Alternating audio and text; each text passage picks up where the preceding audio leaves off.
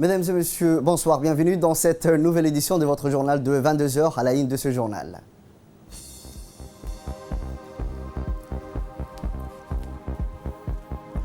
L'ambassade de Chine organise une soirée célébrant le nouvel an chinois.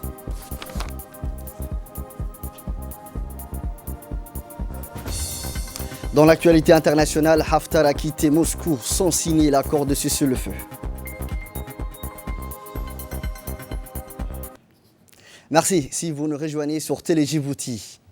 Le Conseil de sécurité des Nations Unies a tenu jeudi un débat public sur le respect de la Charte des Nations Unies avec des intervenants soulignant les valeurs inscrites dans les textes au milieu de tensions accrues au Moyen-Orient.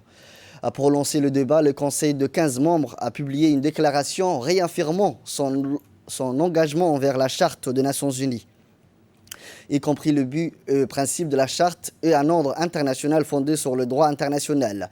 La déclaration présidentielle du Conseil a exhorté tous les États membres à se conformer pleinement à la charte des Nations Unies et a reconnu l'importance cruciale de la charte pour le maintien de la paix et de la sécurité internationale.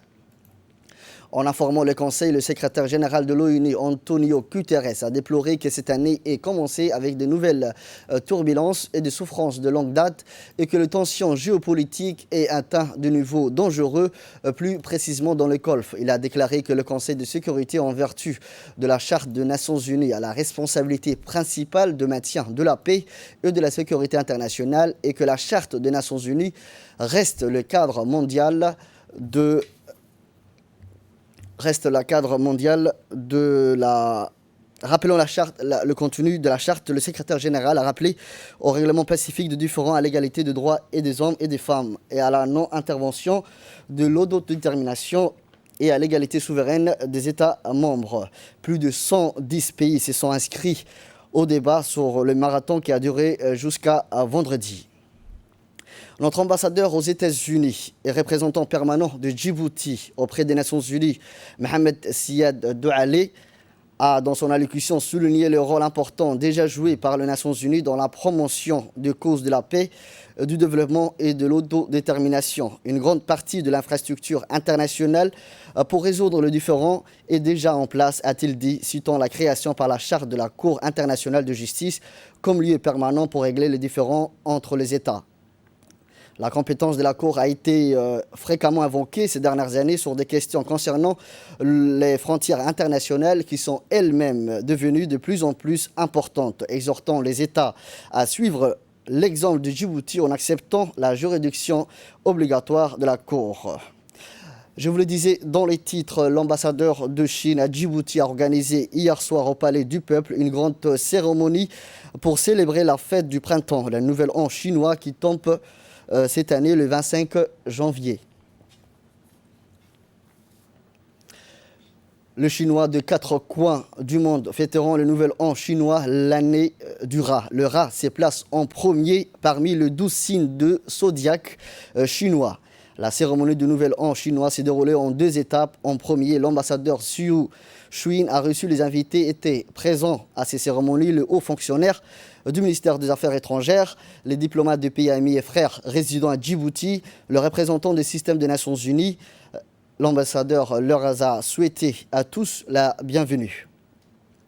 Par la suite, il y a eu une présentation d'un spectacle chinois des artistes de la troupe de l'opéra et la province natale de l'ambassadeur de Chine à Djibouti. Les invités ont beaucoup apprécié le spectacle de merveille avec une parfaite maîtrise d'un chorégraphe impressionnant.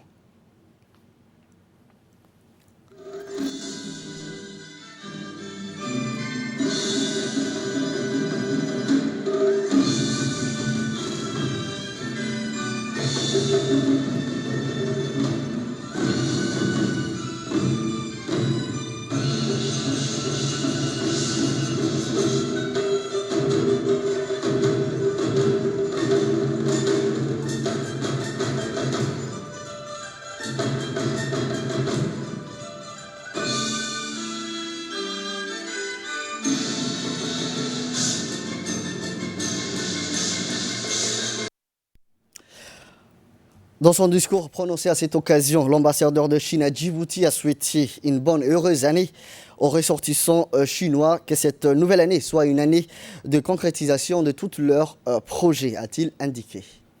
De joie que je vous accueille ici, aussi nombreux au Palais du Peuple, pour une soirée culturelle et artistique célébrant la fête du printemps, le Nouvel An chinois qui tombe cette année le 25 janvier. L'année 2020 revêt donc une importance particulière, d'autant plus qu'elle se trouve tout au début d'un nouveau cycle. Je tiens donc à saisir cette occasion pour vous souhaiter une bonne et heureuse année. L'année 2019, qui vient d'être écoulée, était une année hors du commun. En cette année, nous avons célébré solennellement le 70e anniversaire de la fondation de la République populaire de Chine. L'année 2019 a également marqué le 40e anniversaire de l'établissement des relations diplomatiques entre la Chine et Djibouti. En avril dernier, le président de la République de Djibouti, son Excellence M. Ismaël Omar Guelleh, s'est rendu en Chine pour le 12e forum La ceinture et la route pour la coopération internationale, ce qui représente son 3e déplacement en Chine en 3 ans consécutifs. Voilà une parfaite illustration de la hauteur stratégique des relations Chine-Djibouti. Dans l'année passée, les échanges commerciaux bilatéraux continuent à s'engager sur une voie express. Les grands projets de coopération tels que le chemin de fer Djibouti-Addis Abeba, le port d'IMP, la zone franche internationale, ne cessent d'enregistrer de nouveaux progrès. C'était toujours en 2019 que le premier atelier Lupin d'Afrique a été inauguré à Djibouti. Je vous propose à présent d'écouter la seconde partie du discours de l'ambassadeur de Chine à Djibouti. Cette année, il y a 4 jours, le conseiller d'État et ministre chinois des Affaires étrangères, M. Wang Yi, a effectué une visite officielle très réussie à Djibouti. Cette visite était l'occasion pour la Chine et Djibouti de réaffirmer leur engagement commun, de faire progresser leur partenariat stratégique et de réaliser ensemble les projets de coopération au grand bénéfice du peuple djiboutien, entre autres les 500 logements sociaux, l'hôpital d'Adjoura, etc. L'année 2020 marque le 20e anniversaire de la création du Forum sur la coopération sino-africaine, le FOCAC. Grâce à cette plateforme depuis 20 ans, les relations sino-africaines ont connu un développement rapide et la coopération pragmatique gagnant-gagnant Chine-Afrique a porté des fruits abondants. Dans cette nouvelle année, qui sera une année cruciale pour la mise en œuvre des acquis du sommet de Beijing de FOCAC, la Chine travaillera en plus étroite collaboration avec Djibouti et d'autres pays africains.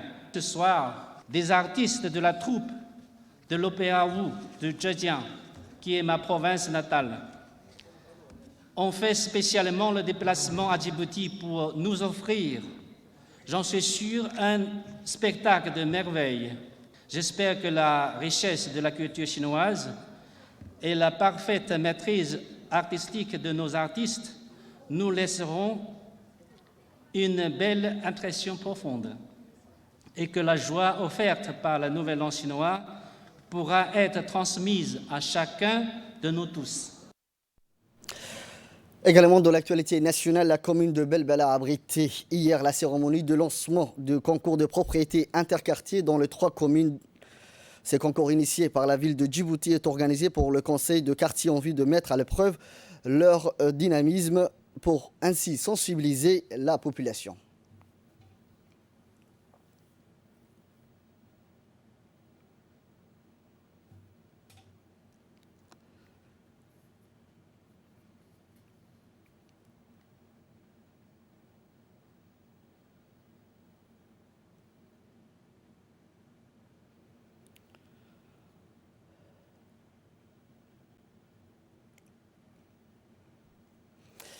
La maire de la ville de Djibouti et président de l'ANCD, Mme Fatouma Awale Ousmane, a dans son mot d'ouverture remercié le responsable de l'OVD, les élus locaux, le président de la société civile et les parlementaires qui ont rehaussé la cérémonie par leur participation. Elle a rappelé que son mandat a pour socle l'embellissement de la ville et qu'à ce titre, de nombreuses initiatives ont été entreprises, mais beaucoup reste à faire.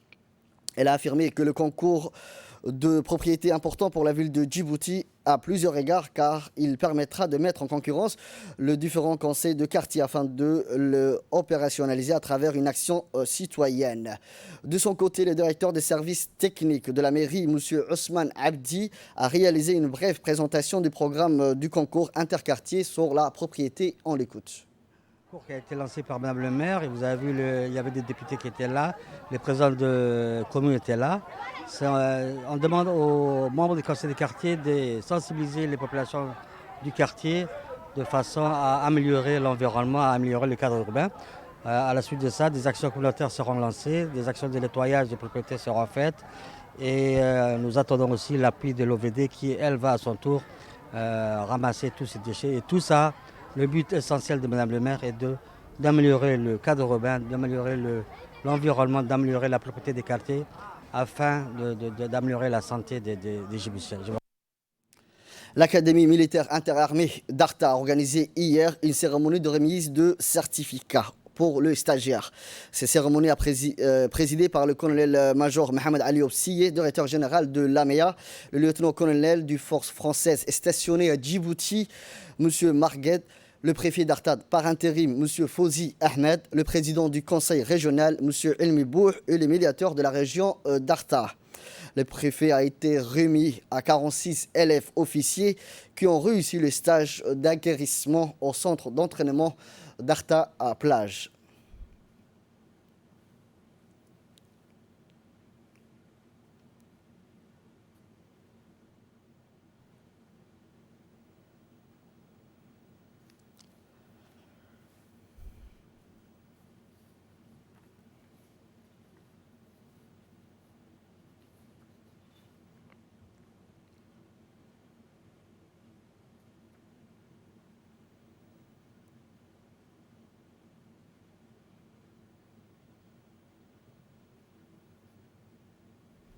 Je mesure l'honneur qui m'est fait aujourd'hui d'être présent à cette cérémonie. Et je voudrais en rappeler le symbole de l'attachement du 5 à Djibouti et le symbole de notre fraternité d'armes. Et aujourd'hui, le 5 considère comme un honneur de continuer d'accompagner les plus jeunes de vos officiers, mon colonel, dans leur formation et puis plus tard dans leur préparation pour ceux qui partiront au Batil en Somalie. Le directeur général de l'AMIA a remercié les forces françaises stationnées à Djibouti pour leur contribution à la formation des élèves officiers de l'AMIA. C'est une institution destinée à former nos futurs officiers. Elle a été inaugurée le 28 janvier 2010 par M. le Président de la République, Son Excellence, M. Ismaïl Omar Guelleh, et vous avez accepté de faire ce déplacement pour être ici présent afin de procéder à la remise de brevets de centres d'entraînement commando et d'aguerrissement au désert, le C4, aux élèves officiers en deuxième année. À ce titre, à mon nom et au nom des élèves officiers, je vous en remercie infiniment. Nous sommes touchés de l'honneur que vous nous faites de rehausser cette cérémonie par votre présence. Nous allons procéder à la remise de 16 brevets. C'est un brevet qui illustre le lien fort qui unissent le 5e régiment interarmes d'outre-mer, communément appelé le 5, et plus familièrement le 5, et l'Académie interarmée, l'AMIA. grâce à l'investissement de son chef, le lieutenant-colonel Antoine Marguet ici présent, et de ses subordonnés, nos élèves ont pu une nouvelle fois recevoir une instruction de très grande qualité et je les en remercie. La direction de la jeunesse du secrétariat d'État à la jeunesse et au sport a organisé ce matin au CDC de Carte 3 un atelier de formation en faveur des animateurs et bénévoles de différents CDC de la capitale, dispensé par la directrice par intérim Mme Nim'a Farah et Mme Fatouma Nouhou du département de la jeunesse. La formation a porté sur la santé mentale et le soutien psychosocial lors de l'intervention d'urgence générale, le facteur de risque et la prévention sur les types de troubles de la santé mentale. Social de malades mentales, c'est une formation que nous avons reçue de la part de l'OIM et nous adressons cette formation directement aujourd'hui spécialement aux animateurs, Inch'Allah, pendant 2 jours. Et il y aura une autre formation qui va durer aussi 2 jours pour le directeur. Cette initiative qui vient du secrétaire d'État à la jeunesse et au sport, et c'est en particulier Madame la secrétaire générale qui a suggéré que dorénavant toute formation qui se passe, ou quelqu'un qui est formé doit aussi former à son tour le reste du personnel d'encadrement des CDC ou de la jeunesse. Dans les CDC, il y a ce qu'on appelle le développement communautaire. Donc le développement communautaire, c'est comment travailler avec sa communauté. Et c'est là que nous intervenons aussi au niveau de la jeunesse. C'est une partie du développement communautaire, l'approche ou le soutien psychosocial. Dans le cadre du championnat sportif scolaire, dans les établissements de l'enseignement moyen, le gymnase de lycée de Djibouti a abrité samedi le tournoi play-off de handball pour le collège de la ville de Djibouti. Dans les épreuves collectives, 5 équipes issues de tout le collège, garçons et filles de la capitale, se sont affrontées samedi après-midi dans la phase de poule en handball. Les résultats ont été à la hauteur des matchs et des prestations que les différentes équipes ont livré. Le match en handball, les garçons de collège ont opposé et celui de Fikuzawa, tandis que les garçons de CDF gagnent contre Dogley sur un score de 6-3. Chez les filles, le collège de Dogley a battu les filles de CM Rodon 3 sur un score de 1-0 après le match nul entre CDF et Fikuzawa. A noter que cette année, le Menfob vise à la détection de jeunes talents du sport dans le milieu scolaire dans toutes les disciplines afin de créer les équipes nationales pour participer aux différentes compétitions nationales et internationales en image du Menfob. Plus généralement, les compétitions de CDF. Aujourd'hui, c'était notre premier match à jouer dans le championnat scolaire. À cette occasion, la directrice de l'enseignement public, Mme Lula Ali Elabé, accompagnée avec les inspecteurs ainsi que les organisateurs du championnat, s'est exprimée à cette occasion. On l'écoute. Ça se passe en parallèle sur 3 sites. Ici, au lycée d'État, c'est le handball qui s'y passe. Donc aujourd'hui, nous avons eu deux établissements du moyen, le collège Fukuzawa et le collège de Charles Foucault, qui avaient chacun 2 équipes, une équipe masculine et une équipe composée de filles. Et en même temps, sur le site d'Oulik, il y a le basket. Et à Fukuzawa, il y a bien sûr le foot. Donc je profite de cette occasion pour remercier tous les encadreurs, les arbitres, les profs de PS, l'équipe de service sport et culture et l'inspection générale, bien sûr. Tout se passe très bien et les enfants se sont vraiment amusés. C'était des très jolis matchs.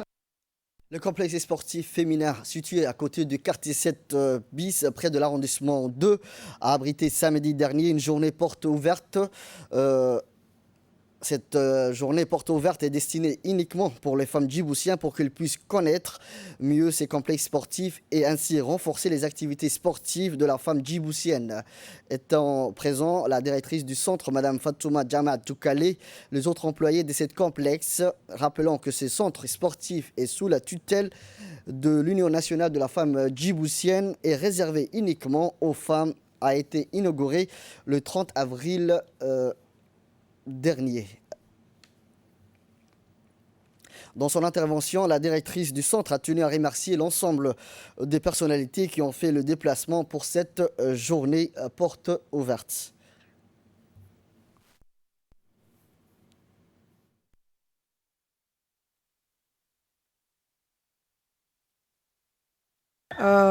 À ce complexe.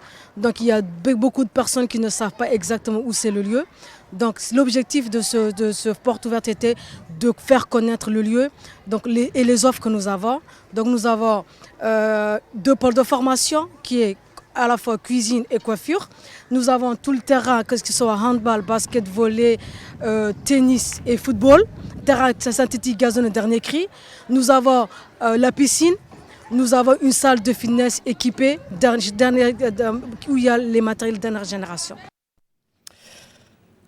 Suite au décès du feu Hussein Roblé survenu hier à Mouloud, dans la région de Dekil, le secrétaire d'État à la décentralisation, M. Hamadou Mohamed Aramis, adresse ses condoléances le plus attristé à la famille du défunt et prie les bons dieux de l'accueillir dans son paradis éternel. Inna lillah wa inna ilayhi raji'un. Passons à présent à l'actualité internationale. L'homme fort de l'Est de la Libye, Khalifa Haftar, a quitté Moscou sans signer la trêve paraphée par son rival, a indiqué aujourd'hui la diplomatie russe. La suite dans ce commentaire. Le maréchal Haftar avait demandé le 13 janvier au soir un délai de réflexion jusqu'à mardi matin avant de signer l'accord formel de cessez-le-feu accepté par son rival Faisal Sharaj. Mais il est finalement parti de Moscou sans apposer sa signature sur le document négocié sous l'égide d'Ankara et de Moscou, a dit la porte-parole du ministre russe des Affaires étrangères. Les discussions ont impliqué les délégations des deux camps et ont été chapeautées par Lavrov et les ministres russes de la Défense, Sergei Shoigu, ainsi que par leur homologue turc Mevlut Cavusoglu et Elis Agar. Aucune rencontre physique entre Faiz Sharaj et le maréchal Khalifa Haftar qui se sont vus la dernière fois en février à Abu Dhabi. Là, cependant, il y est, selon le président du Conseil d'État libyen. C'est tout pour ce journal. Merci de votre fidélité. Restez avec nous. Le programme continue sur Télé Djibouti.